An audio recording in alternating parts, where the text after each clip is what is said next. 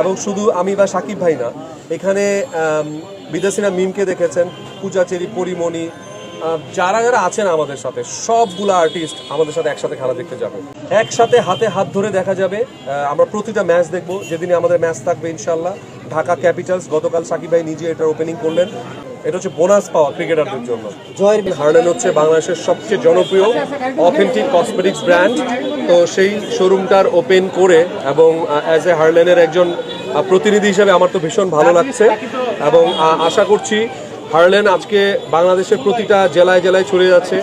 কয়েকদিন পর প্রতিটা জেলায় জেলায় না, শুধু প্রতিটা জেলা শহরের মধ্যে আরও বিভিন্নভাবে ছড়িয়ে যাবে ইনশাল্লাহ। কারণ হার্লেন নিয়ে আমরা মানুষের কাছে যে ধরনের সাড়া পেয়েছি আলহামদুলিল্লাহ, সবাই হার্লেনের প্রতি অনেক বেশি উৎসুক এবং তাদের দাবি যে প্রতিটা জায়গায় জায়গায় হোক হার্লেন। এই জন্য আজকে বনশ্রীতে এই সি ব্লকে হচ্ছে।